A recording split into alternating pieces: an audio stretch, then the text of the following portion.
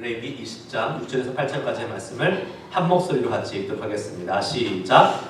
접신한 자와 박수무당을 음란하게 따르는 자에게는 내가 진노하여 그를 그의 백성 중에서 끊으리니 너희는 스스로 깨끗하게 하여 거룩할지어다. 나는 너희 하나님 여호와이니라. 너희는 내 규례를 지켜 행하라. 나는 너희를 거룩하게 하는 여호와이니라. 아멘. 할렐루야. 아멘.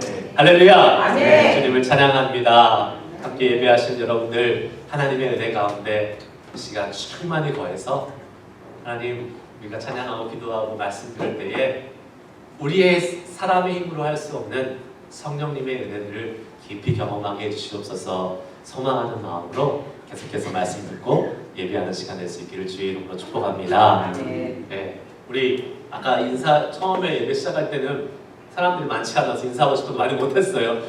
우리 주변에 계신 나중에 오신 분들도 계시니까 한번 인사하겠습니다. 축복합니다. 사랑합니다. 은혜 많이 받으시길 축복합니다. 할렐루야, 할렐루야. 어떤 젊은 자매가 새벽 기도에 나와서 간절하게 기도하고 있었습니다. 그런데 기도하는 이 자매의 표정이 그렇게 썩 좋지 않은 거예요. 새벽 기도 나와서 열심히 기도하고 가는데 그렇게 마음이 이렇게 좀 뭐랄까, 이 자매의 표정 속에서 뭔가 편치 않다라는 그런 것을 느꼈다고 합니다. 그래서 같이 함께 기도하던 그 사람이 물어봤습니다. 자매님, 혹시 무슨 일이세요? 왜 기도하고 났는데도 이렇게 마음이 이렇게 별로 안 좋아 보이세요? 그랬더니 이 자매가 이렇게 대답했답니다. 제가 얼마 전에 점을 보고 왔는데 점쟁이가 앞으로 3년간 재수가 없대요. 삼재가 꼈대요. 그래서 하나님께 그걸 막아달라고 지금 기도하고 있는 중입니다. 그렇게 이런 사람이 있을까요? 이게 실화인지 아닌지는 모르겠지만 실제로 있을 것 같지 않은 이야기지만 교회 다니는 사람들 중에서 점이나 역술 이런 것을 통해서 자신의 삶을 창조해 보려고 하는 사람들이 생각보다 많이 있습니다. 많이 있습니다. 북가주는 사실 좀 많이 없는 것 같아요. 근데 남가주만 가더라도 LA만 가더라도 LA에 이런 점집, 역술집, 사주, 보고, 궁합 보고 이런 데가 많이 있다고 합니다.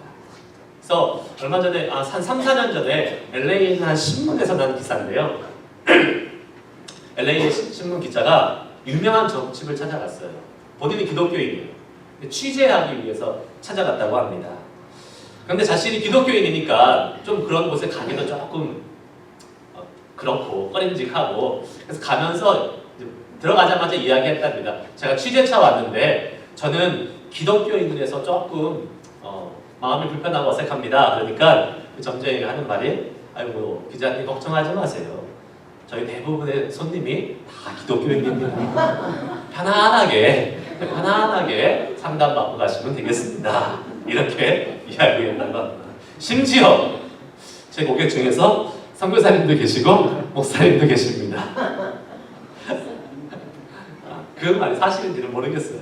확인할 수는 없지만 우리 사회가 기독교인을 포함해서 점이나 역술 이런 것에 너무나 관심이 많고 익숙해져 가는 것을 부인할 수 없는 것 같습니다. 특별히 요즘 청년들이요, 젊은 한국에 있는 청년들은 이것이 너무나 그냥 자연스러워졌어요. 그냥 어떠한 뭐랄까요, 종교적인 것, 영적인 것을 떠나서 그냥 심심풀이로 장난으로 해볼 수 있는 너무나 쉬운 것이 되어버렸습니다. 그래서 자기도 모르는 사이에 하나의 사회의 문화가 되어버려서 많은 사람들이 그냥 그 마음을 그러한 곳에 빼앗기고 살아가는 것을 볼 때 너무나 안타까운 마음을 금할 수가 없겠죠. 여러분, 우리가 이번 달에 함께 묵상하고 있는 레위기 말씀, 누가 그러더라고요. 지난달에 레위기에서 탈출했는데 시편으로 넘어왔는데 이번 달 키트체를 받았는데 다시 레위기가 나왔다고.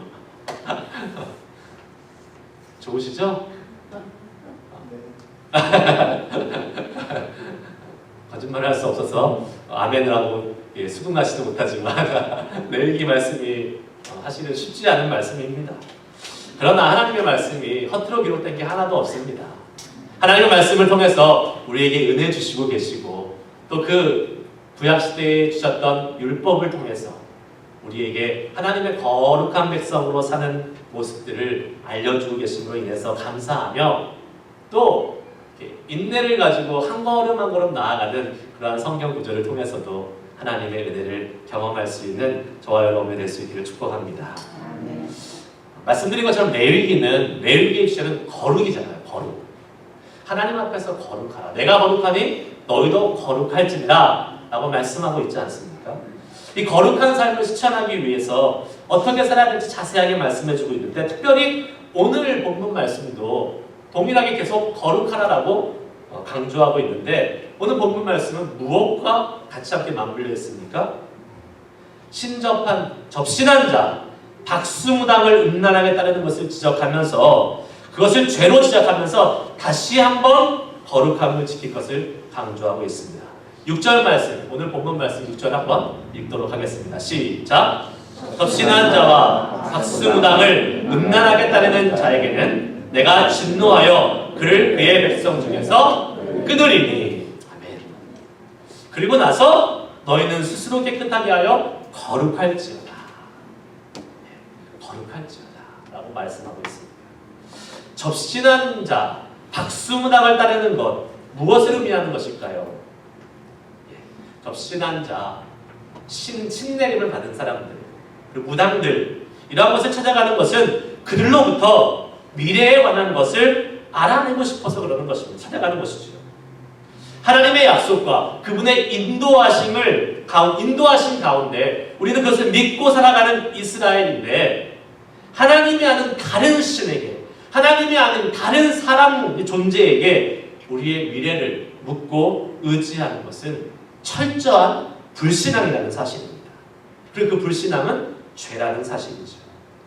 하나님도 믿고 그리고 그 외에 다른 존재도 믿고 내게 도움이 될 만한 어떠한 것은 다 취하겠다. 어떤 사람이 그러잖아요. 아이고 부처님, 하나님, 예수님 다 얘기하면서 도와줄 수 있는 분 다 도와주세요. 아니죠.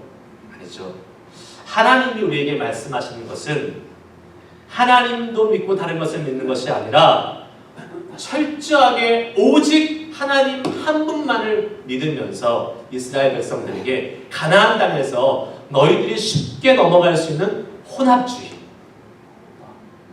가나안 땅에 있는 그 땅에 있는 이방신들에게, 이방 문화들에게 넘어가지 말라고 지금 하나님께서 단호하게 말씀하고 계시는 것입니다. 그런데 이스라엘에서 이 접신의 문화 그리고 이 박수무당을 찾아가면서 그들과 함께 하려고 했던 이 가나안 땅의 문화를 이스라엘이 가나안 땅에 들어갔을 때에 완전히 제거하지 못했던 것 같습니다. 성경에 그 증거가 나와 있어요. 여러분 기억나시는 것이 있습니까? 성경에 보면 가나안 땅을 정복한 후에 접신한 사람을, 신접한 사람을 찾아가는 한 사람이 나옵니다. 바로 사무엘상 28장에 있는 사울 왕입니다. 사울 왕. 이스라엘이 블레셋 군대들이 쳐들어왔을 때, 골리앗 쳐들어왔을 때 말고 그 뒤에 한참 뒤에 사울 왕이 이제 왕위에서 폐위되기 바로 전에 블레셋 군대들이 또 다시 쳐들어왔습니다. 그리고 나서 사울이 너무나 다급해서 하나님께 물으려고 하는데 그때는 사무엘이 이미 죽었고 하나님께 묻고 싶었는데 물을 수가 없는 거예요. 그러니까 어떻게 되냐면 이 사울 왕, 이 사울이 너무 다급해서 누구를 찾아갑니까? 신접한 여인을 찾아갑니다. 이 사울 왕, 신접한 여인을 찾아가서 죽은 사람을 일으켜내서 나에게 예언해달라고 이야기합니다. 그래서 나오는 사람이 누군지 아십니까? 사무엘이 나와요. 사무엘이 진짜 나왔겠습니까? 아니죠. 사무엘을 가장한 악한 영이 나온 것입니다. 역대상 1장 10절에서 13절 말씀에 이렇게 사울이 신접한 여인을 찾아가서 거기에 물어봤을 때에 그의 결과를 뭐라고 이야기하고 있냐면 사울 왕이 그것으로 인해서 죽음을 맞이하게 된다라고 증거하고 있는 것을 보게 됩니다. 우리 한번 보겠습니다. 역대상 1장 10절에서 10장 역대상 10장 13절에서 14절 말씀 같이 읽겠습니다. 시작. 사울이 죽은 것은 여호와께 범죄하였기 때문이다. 그가 여호와의 말씀을 지키지 아니하고 또 신접한 자에게 가르치기를 청하고 여호와께 묻지 아니하였으므로 여호와께서 그를 죽이시고 그 나라를 이새의 아들 다윗에게 넘겨주셨다. 아멘. 우리는 하나님 한 분 외에 다른 존재를 결코 찾거나 의지해서는 결코 안 됩니다. 우리가 찾고 물어야 할 대상은 오직 하나님 한 분이심을 믿습니다. 하나님만이 유일하게 우리가 믿고 찾아야 될 분이 되어야 합니다. 그것은 곧 거룩과 직접적으로 연결되기 때문에 그렇습니다. 왜요? 우리가 다른 것에 마음을 빼앗기고 있으면, 우리가 다른 신이나 다른 존재의 마음을 빼앗기고 있으면 이미 그 안에 순결함, 순수함, 완전함이 사라져 있기 때문에 그렇습니다. 하나님이 아닌 것이 아닌 다른 것에 한눈 팔지 않고 그것에 마음 두지 않고 오직 하나님 그 한 분만을 붙들고 하나님 한 분만을 의지하는 것이 바로 거룩인 것입니다. 그래서 오늘 레위기 본문 말씀은 거룩에 대해서 말씀하시면서 접신한 자, 박수무당을 따르는 것을 엄격하게 금하고 있는 것이죠. 그럼 실제로 우리의 삶에서 우리는 어떻게 거룩한 삶을 살아갈 수 있을까요? 자, 한번 따라해 보시기 바랍니다. 거룩은 마음에서부터 시작됩니다. 거룩은 우리의 마음에서부터 시작돼요. 자, 만약에 누군가가 여러분에게 당신은 거룩한 사람입니까? 물어보면 여러분 뭐라고 대답하시겠어요? 네, 아니요. 뭐 대답은 자유니까, 각자의 자유니까 얼마든지 대답할 수 있습니다. 그런데 네, 아니요라고 대답하는 기준이 무엇입니까? 무엇이에요? 왜 내가 거룩한 사람이고 왜 내가 거룩한 사람이 아닙니까? 대부분의 사람들은 이렇게 생각할 것입니다. 아, 내가 하나님의 말씀을 잘 보고 있고 또 기도 잘하고 있고 선을 행하며 봉사 잘하고 있고 그리고 어느 정도 경건의 시간들을 잘 갖고 있으니까 나는 신앙의 훈련과 경건이 있으니까 거룩한 사람인 거야 라고 이렇게 생각하기 쉽습니다.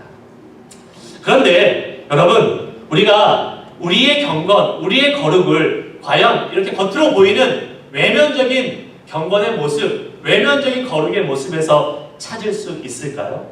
이런 신앙적인 외적인 행위에서 우리 자신의 거룩함의 기준을 과연 두는 것이 맞는 것일까요? 맞을 수도 있지요. 그러나 항상 맞지만은 않습니다. 오히려 우리의 외적인 행위에 우리 자신의 거룩함을 기준을 두는 것은 아주 위험할 수도 있습니다. 누가복음 18장에 바리새인과 세리의 기도의 내용을 우리는 잘 알고 있습니다. 근데 그 바리새인과 세리의 기도의 내용을 보면 예수님께서 외식하는 바깥으로 거룩한 채 하는 바리새인의 모습을 경고하면서 말씀하고 있는 것을 우리는 보게 됩니다. 바리새인은 그의 기도를 들어보면 자신이 아주 거룩한 사람이라고 자부하면서 하나님께 기도를 드렸던 것을 보게 됩니다. 그리고 자신이 의롭다고 완전히 생각했어요. 누가복음 18장 11절 12절 말씀, 바리새인이 자기가 뭐라고 얘기했습니까? 한번 읽어볼까요? 시작! 바리새인은 서서 따로 기도하여 이르되 하나님이여, 나는 다른 사람들 곧 토색, 불의, 간음하는 자들과 같이 아니하고 이 세리와도 같이 아니함을 감사하나이다.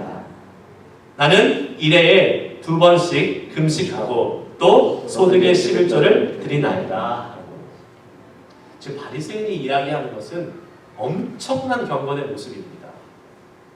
외적으로 완벽에 가까운 그 거룩의 모습 그 자체였습니다. 하지 말라는 것 안 하고요. 하라는 것 정확하게 하고요. 그리고 나서 하나님 앞에 당당히 설 정도로 그의 거룩의 외적인 모습은 너무나 완벽해 보였습니다. 그런데 여러분, 예수님께서 뭐라고 평가하셨는지 아십니까?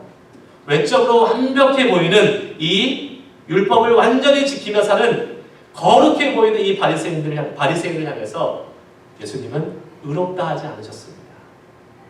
그리고 바리새인은 건너뛰고 누구를 의롭다고 하셨습니까? 세리를 향해서 의롭다 하셨습니다. 세리는 하나님 앞에서 아무것도 내세울 게 없었어요. 세리는 그냥 하나님 앞에 엎드려서 뭐를 얘기했냐면 하나님, 저는 죄인입니다. 저는 죄인입니다. 하나님, 저를 불쌍히 여겨 주시옵소서. 이 말만 했어요. 다른 것은 하지 않고 하나님, 저는 마음이 악하고 죄가 가득 찬 죄인입니다. 그러니 주님, 저를 불쌍히 여겨 주시옵소서. 그런 세리를 향해서 예수님은 선언하십니다. 바리새인이 아니라 세리가 의로운 사람이다. 그 거룩을 주님은 세리에게 인정해 줬다는 것입니다. 겉으로 드러나는 외적인 종교적 모습이 우리 자신의 진실된 거룩과 동일하지 않을 수 있음을 경고하고 계시는 것입니다. 밖으로 드러나는 삶이 중요하지 않다는 게 아닙니다. 마음속에 있는 중심의 진실함이 있으면 그 마음의 중심의 진실함이 밖으로 당연히 나오게 되어 있겠죠. 그런데 거꾸로는 늘 그렇지 않습니다. 거꾸로는 겉이 좋다고 해서 마음이 좋을 수는 없다라는 것입니다. 항상 맞지는 않다라는 것입니다. 그러므로 우리는 우리의 속사람, 우리 안에 있는, 우리의 내면에 있는 진정한 사람, 진정한 우리의 마음이 거룩한지 늘 살펴보고 점검하며 주님과의 거룩의 관계를 체크해 나가야 될 점이 있습니다. 오늘 본문에서 거룩에 대해 강조하면서 접신한 자와 박수무당을 따르지 말라라는 것은 바로 이스라엘이 누구를 의지하는가에 대한 것입니다. 의지한다는 것은 무엇입니까? 우리의 마음이 어디에 있느냐입니다. 우리의 마음에 의해서 누구를 의지할지를 결정하는 것입니다. 우리의 마음이 제대로 서 있으면, 우리의 마음이 거룩하게 서 있으면 우리의 삶도 거룩하게 가는 것이고, 우리의 마음이 하나님을 향해 있으면 우리의 삶도 하나님을 향해 가는 것이고, 하지만 우리의 마음이 하나님이 아닌 것에, 다른 것에 빼앗겨 버린다면 모든 것을 빼앗기고 만다는 사실을 우리는 기억해야 될 점이 있습니다. 그래서 성경에서 거룩한 백성을 향한 증거, 거룩한 백성을 향해서 이야기할 때에 율법 중에 가장 중요한 것 중에 하나가 할례라는 것이 있습니다. 하나님의 선택받은 백성들이 남자일 경우 8일이 되기 전에 양피를 뱀으로써 하나님의 사람으로 인정하는 것입니다. 그런데 할례를 몸에 행하는 것으로 하나님의 구원, 하나님의 거룩한 백성이 된다고 착각하지 말아라고 이야기합니다. 그러면서 신명기 10장 16절에 뭐라고 얘기합니까? 자, 같이 한번 읽을까요? 그 할례를 몸에 행하지 말고 어디다 행하라? 그러므로 너희는 마음에 할례를 행하고 다시는 목을 복귀하지 말라. 아멘. 할례를 행할 때에 몸에다 행해서 그것으로 너의 구원과 너의 하나님의 백성된 거룩함을 자만하지 말고 너희 몸뿐만 아니라 마음의 할례를 행하면서 그 마음이 하나님의 거룩한 백성으로 설 수 있기를 하나님이 말씀하고 계시는 것을 우리는 잊지 말아야 될 것입니다. 감리교회 창시자 요한 예수대 목사님은 이 마음의 할례 받는 것을 한마디로 뭐라고 얘기했냐면 거룩함을 의미한다라고 이야기했어요. 마음의 할례 받는 것을 거룩함을 의미한다. 이는 하나님 아버지께서 온전하신 같이 우리도 온전하게 되는 것이고 마음과 삶이 더러움으로부터 깨끗함을 받는 것을 의미한다라고 말씀했습니다. 마음의 할례, 즉 거룩함의 시작은 우리 안에 있는 죄를 인정하고 그 죄를 회개함으로부터 시작된다는 것입니다. 그래서 거룩의 시작은 우리의 마음, 우리의 영혼에서부터 시작되는 것입니다. 우리의 마음에서 진정한 회개가 있기 전에는 결코 거룩함을 시작할 수 없습니다. 바리새인처럼 당당하게 서 있는 것이 아니라 세리처럼 주님 앞에서 주님 저는 죄인입니다. 주님 저는 주님의 도우심이 없이는 주님의 긍휼하심이 없이는 살 수 없는 존재입니다. 라고 주님의 도우심을 구하며 회개하며 우리의 죄사함을 구하며 주님 앞에 나아갈 때에 우리의 거룩함은 우리의 마음에서부터 시작될 수 있을 줄 믿습니다. 아멘. 여러분 요새 회개하는 시간이 얼마나 많이 갖고 계십니까? 우리는 하나님의 사랑, 하나님의 은혜, 하나님의 섭리 이런 것을 많이 강조합니다. 과연 내가 주님의 앞에서 거룩하신 주님 앞에서 얼마나 죄인된 모습으로 서 있었는지, 얼마나 죄악된 모습으로 살아가고 있는지 그것을 진심으로 정말로 시리어스하게 생각하며 하나님 앞에 회개하는 시간들이 우리 가운데 얼마나 있습니까? 그 회개의 모습 없이는, 우리의 마음으로부터의 회개가 없이는 우리의 거룩은 시작될 수 없습니다. 소망하고 그렇게 간절히 바라는 것은 우리 모두가 다 주님 앞에 이 회개의 문제를 다 내려놓고, 우리 죄의 문제를 내려놓고 날마다 주의 보혈로 깨끗하게 되어서 주님의 거룩하심을 살아갈 수 있는 우리 모두가 될 수 있길 주의 이름으로 축복합니다. 아멘. 두 번째, 거룩은 다 같이 한번 따라할까요? 거룩은 우리 삶의 현장에서 이루어져야 합니다. 네. 마가복음 9장에 보면 예수님께서 베드로와 요한과 야고보를 데리고 산으로 올라가시는 장면이 나옵니다. 우리는 이름은 변화산이라고 그러잖아요. 이 세 제자를 데리고 변화산으로 올라갑니다. 그것을 왜 변화산이라고 부르냐면 예수님께서 그곳에서 거룩한 모습으로 변화되셨기 때문에 그렇습니다. 육신의 예수님인데 영적인 예수님의 모습으로 변화되셔서 예수님이 거기서 모세와 엘리야를 만납니다. 그래서 영적인 상황 속에서 지금 대화를 하는 장면이 나옵니다. 그것을 누가 봅니까? 이 제자들이 보게 되죠. 베드로가 그 장면이 너무나 황홀하고 너무나 거룩해서 와 정말 여기서 살고 싶다. 정말 여기서 거하고 싶다. 그래서 예수님께 이야기합니다. 마가복음 9장 5절에 베드로가 이렇게 얘기합니다. 베드로가 예수께 고하되 라삐여 우리가 여기 있는 것이 좋사오니 우리가 초막 셋을 줄 때 하나는 주를 위하여 하나는 모세를 위하여 하나는 엘리야를 위하여 하사이다 하니. 베드로는 정말 그곳에 있고 싶었습니다. 너무나 거룩하게 보이는 장소였기 때문에, 너무나 영광스러워 보이는 장소였기 때문에 정말 거기서 있고 싶었습니다. 영원히 있고 싶었어요. 그래서 집도 짓자 그랬어요. 그런데 예수님이 어떻게 하셨습니까? 그래 여기서 집 짓고 우리 여기서 행복하게 살자 이렇게 말씀하지 않으셨죠. 어떻게 하셨습니까? 내려가자 하고 끌고 다 내려가셨습니다. 베드로가 말했던 것처럼 그들이 변화산이라는 특별한 영적인 체험을 한 거룩한 장소에서 오래 사는 것이 좋은 것 아닌가요? 그런데 왜 예수님은 제자들을 데리고 내려오신 것일까요? 아무리 은혜가 있고 아무리 거룩한 경험이 있는 곳이라 할지라도 우리가 살아가는 삶의 현장으로 내려와야 된다는 사실입니다. 무슨 말씀이에요?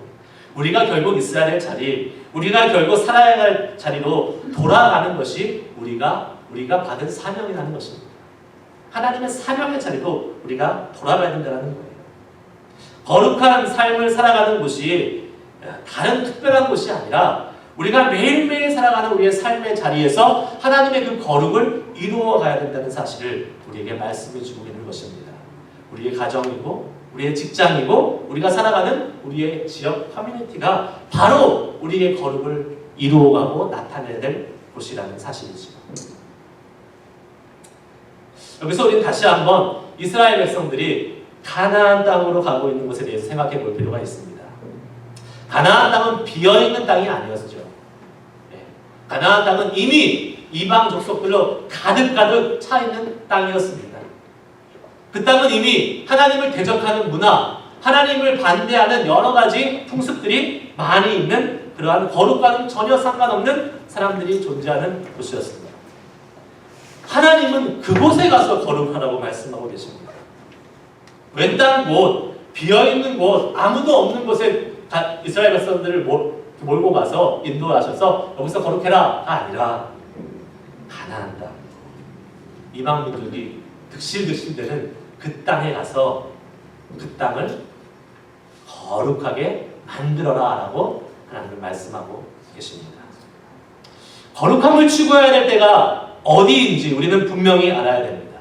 우리의 삶의 현장이 아무리 바쁘고 많은 도전이 있고 살아가기 힘들다 할지라도 다른 어떠한 특별한 장소에서 거룩함을 경험하려고 너무 애쓰지 말아야 되는 것입니다. 가끔 툭하면 어디 기도원이나 수도원이나 아니면 뭐 훈련하는 뭐 어느 단체나 이런 데에 자주 가는 사람들이 있습니다. 물론 그곳에 가서 우리가 은혜를 받고 재충전돼서 오는 귀한 은혜들이 있습니다. 그러나 중요한 사실을 아셔야 됩니다. 거기서 우리가 사는 것이 아니잖아요. 여러분이 기도원 원장으로 부르심이 있으면 거기 가서 사셔도 됩니다. 여러분이 수도원 직원으로 부르심이 받으셨으면 거기서 사실 수 있습니다. 그러나 우리가 살아야 될 곳은 그곳이 아니라 우리가 살아가는 이곳, 우리가 살아가는 바로 삶의 현장이 되어야 될 줄 믿습니다.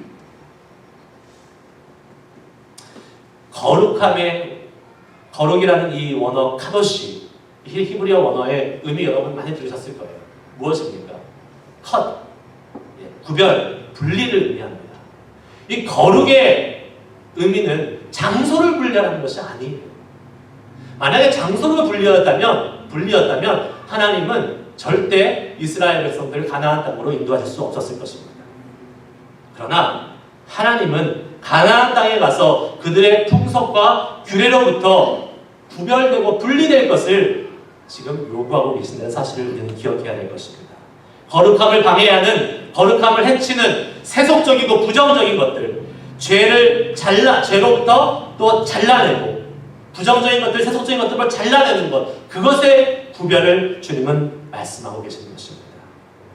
세상의 죄의 문화, 하나님을 대적하는 여러 가지 위협들로부터 도피해서 다른 곳으로 도망가라는 것이 아니라 그 안에서 그것들과 싸우면서 그것을 통해서 구별되면서 거룩함을 찾아 나가려고 하는 사명이 우리 모두에게 주어진 줄 믿습니다. 하나님께서 우리에게 원하시는 거룩한 삶은 바로 지금 이 자리에서부터 시작되는 줄 믿습니다. 우리가 예배드리고 있는 지금 이 순간, 이 자리로부터 하나님의 거룩은 시작되어야 합니다. 하나님의 거룩. 그리고 이제 우리 가정에서 주님의 거룩이 시작되어야 됩니다. 세상에 믿지 않는 가정과 믿는 여러분의 가정은 무엇으로 구분되고 있습니까? 어떻게 구분되고 있습니까? 한번 돌아보시길 바랍니다. 직장에서 여러분의 동료들, 예수 믿지 않는 동료들과 여러분은 어떻게 구별되고 있습니까?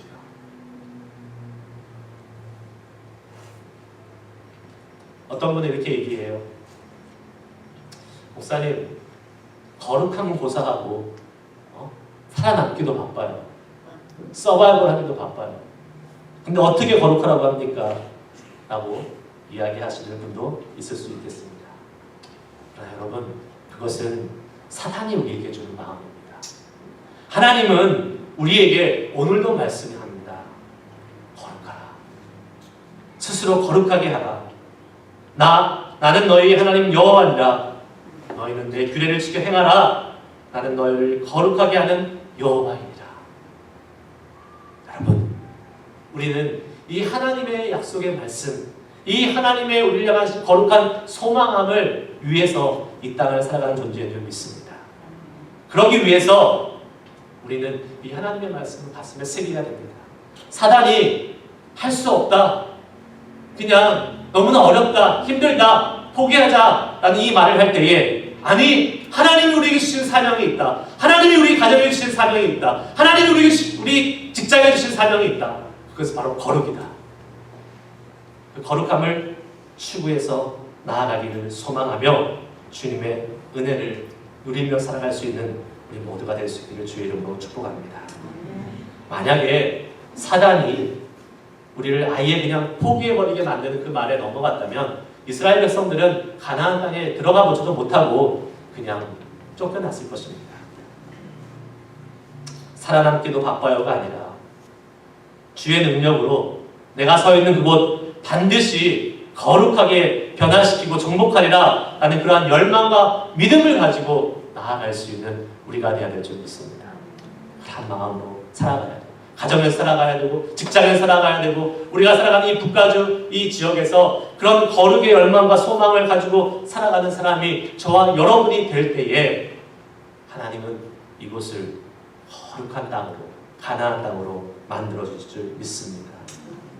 그 핵심은 거룩입니다. 세상의 문화와 풍습의 영향을 받아 혼합되는 것이 아니라 철저히 하나님 기준으로 살아가는 그런 사람으로 살아가는 거룩함을 이루어갈 수 있기를 주의 이름으로 축복합니다.